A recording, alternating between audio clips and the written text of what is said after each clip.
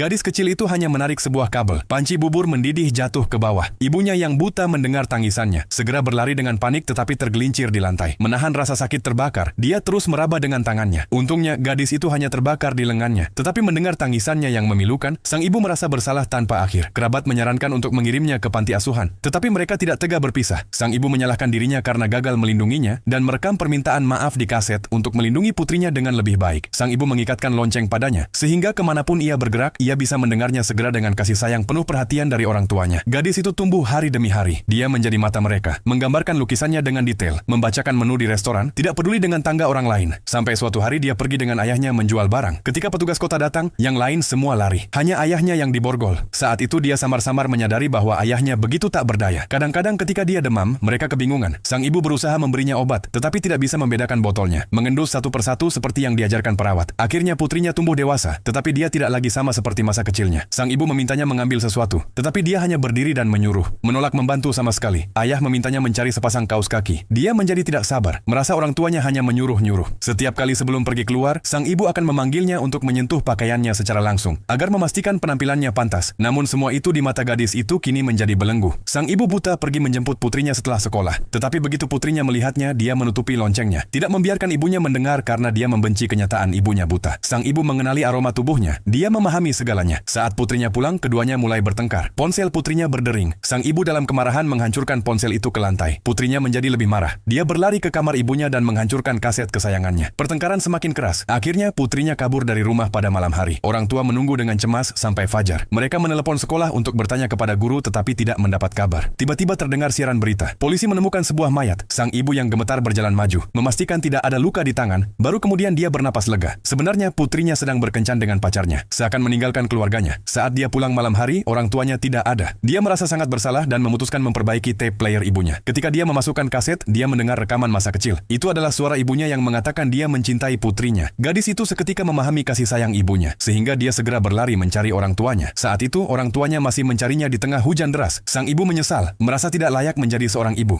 Sang ayah terus menenangkannya. Sang ibu berdiri sambil menangis dan terus mencari. Dia terus memanggil nama putrinya sampai mendengar sebuah suara. Dia dengan gembira memeluk putrinya erat-erat. Saat itu, gadis itu akhirnya mengerti betapa sulitnya orang tuanya membesarkannya. Jika itu kamu, apakah kamu ingin melindungi orang tuamu yang buta?